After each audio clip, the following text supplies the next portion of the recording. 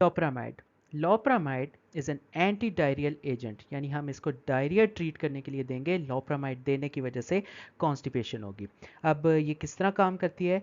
जो गट है उसके अंदर माई इंटेरिक प्लेक्सिस है, उस माई इंटेरिक प्लेक्सिस के ऊपर म्यू ओपियोइड रिसेप्टर्स हैं। ये उन म्यू ओपियोइड रिसेप्टर्स के ऊपर एज एन एगनिस्ट काम करेगी, उन रिसेप्टर्स को एक्टिवेट करेगी, जिसकी वजह से क्या होगा, जो पेरिस्टालसिस है वो इनहिबिट हो जाएगी। तो जब पेरिस्टालसिस इनहिबिट हो जाएगी तो गट की जो मोटिलिटी है वो कम हो जाएगी, गट की जो सिक्रीशंस वो कम हो जाएंगी, और ज़्यादा टाइम लगेगा स्टूल को कि वो गट में से पास करे, जिसकी वजह से कॉन्स्टिपेशन टाइप सा हो जाएगा, और इसकी वजह से जो स्टूल्स होंगे वो थोड़े थोड़े हार्ड बनना स्टार्ट हो जाएंगे। अब लोपेरामाइड से रिलेटेड दो और ड्रग्स हैं विच आर डाइफिनॉक्सिलेट और कोडीन। अब जो लोपेरामाइड और डाइफिनॉक्सिलेट है ये सीएनएस के अंदर एंटर नहीं होती, इनके थोड़े सीएनएस के इफेक्ट हैं। हाँ, जो कोडीन है वो सीएनएस के अंदर एंटर हो सकती है और साथ साथ अपने इफेक्ट्स शो कराएगी which are analgesia and addiction. उसके अलावा अगर लोपेरामाइड या डाइफिनॉक्सिलेट की ओवरडोज हो गई है तो इस ओवरडोज को हम ट्रीट कर सकते हैं नैलोक्सोन के through.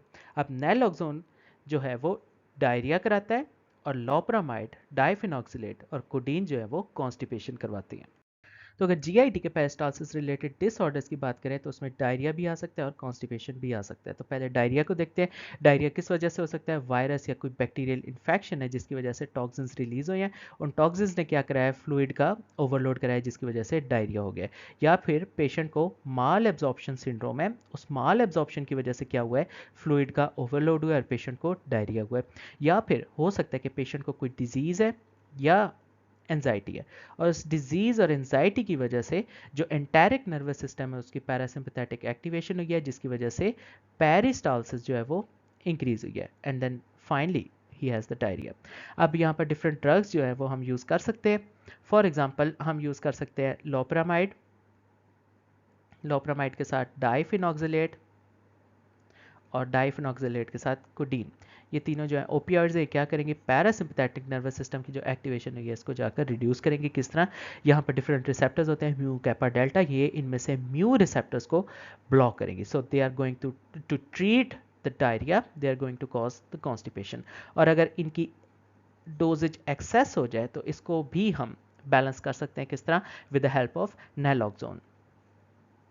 So naloxone is going to cause diarrhea, while loperamide, diphenoxylate and codeine are going to cause constipation. Peristalsis related जो second disorder है that is constipation, और कॉन्स्टिपेशन हमारे पास किस तरह हो सकती है? For example we have reduced fluid, जिसकी वजह से डायरेक्टली कॉन्स्टिपेशन हो रही है, या फिर पेशेंट जो है वो कोई ड्रग ले रहा है, उस ड्रग की वजह से पेरिस्टालसिस जो है वो डिक्रीज हो गई है। So because of the decrease peristalsis the patient is going to have constipation. अब इसके ऊपर डिफरेंट ड्रग्स जो है वो हम दे सकते हैं। For example we can give bisacodyl या बिसाकोडिल के साथ साथ senna, which are called the stimulant laxatives. ये क्या करेंगे, डिक्रीज्ड पेरिस्टालसिस को ट्रीट करेंगी, और इसके साथ साथ बिसाकोडिल और सिना क्या करेंगे, रिड्यूस फ्लूइड को भी ट्रीट करेंगी। हाँ, जो डिक्रीज्ड पेरिस्टालसिस है इसको हम एक और तरीके से भी डील कर सकते हैं। For example we can give docusate या फिर liquid paraffin, which are called the laxative और द स्टूल सॉफ्टनर्स। तो ये क्या करेंगे, पेरिस्टालसिस को इंक्रीज करेंगी। इसके अलावा जो रिड्यूस्ड फ्लूइड है इसको फिक्स करने के डिफरेंट तरीके हैं। For example we can give ल्यूबिप्रोस्टोन।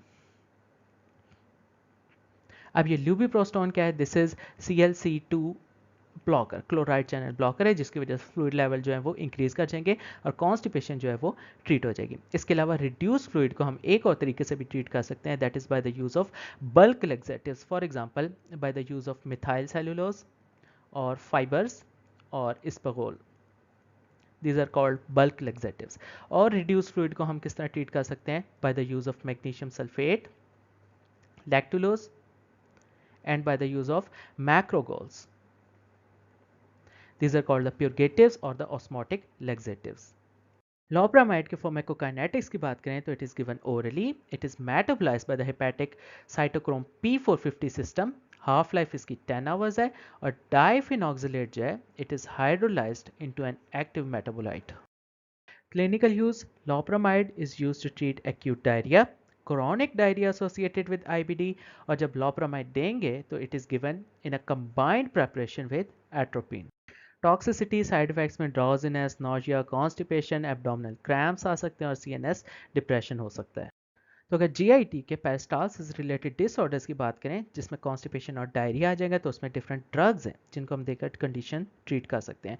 For example constipation के लिए वी कैन यूज बिथैनिकोल। ये बिथैनिकोल क्या है? दिस इज कोलिनोमाइमेटिक और we can say M1 receptor agonist. उसके अलावा नियोस्टिगमीन यूज़ कर सकते हैं विच इज़ कोलिन एस्ट्रेस इनहिबिटर। उसके अलावा कुछ हमारे पास डोपामीन रिसेप्टर एंटेगनिस्ट है जिसमें मीटोक्लोप्रोमाइड, डोम्पेरिडोन और प्रोक्लोर पैराजीन आ सकते हैं। उसके अलावा हम एक एंटीबायोटिक भी दे सकते हैं विच इज़ मैक्रोलाइड और इसे हम कहेंगे दिस इज एरिथ्रोमाइसिन।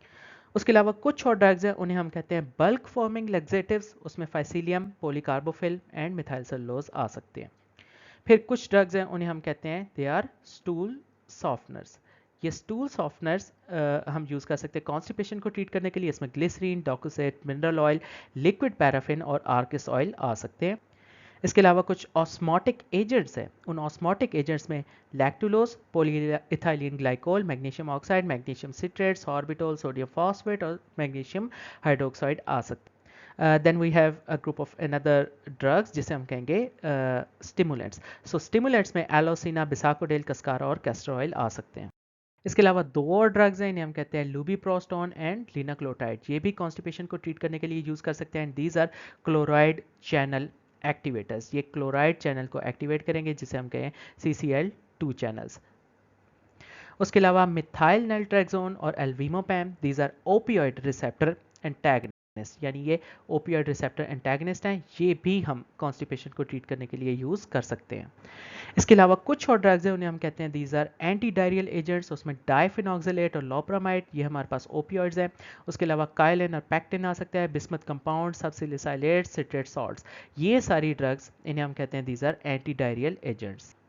तो ये तो सारी ड्रग्स थी कॉन्स्टिपेशन के लिए। उसके अलावा कुछ ड्रग्स देखते हैं जो डायरिया में। तो इसमें सबसे पहले देखते हैं IBS, इरिटेबल बावल सिंड्रोम। अब इरिटेबल बावल सिंड्रोम में डायरिया भी हो सकता है, कॉन्स्टिपेशन भी हो सकती है और पेन भी हो सकती है।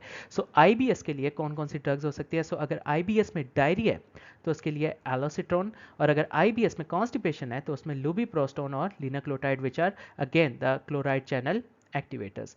और अगर IBS में पेन हो रही है तो उसमें TC एंटी डिप्रेसेंट्स, और TC एंटी डिप्रेसेंट्स के साथ हम देंगे एंटीकोलिनर्जिक्स विच आर डाइसिक्लोमीन एंड हायोस्कमीन। इसके अलावा पैंक्रियाटिक एंजाइम रिप्लेसमेंट में जो ड्रग्स आ सकती है उसमें पहली है पैंक्रिलाइपेज और दूसरी इसमें है पैंक्रियाटिन। और finally bile acid therapy for gall bladder stones में आएगी उर्सोडायोल।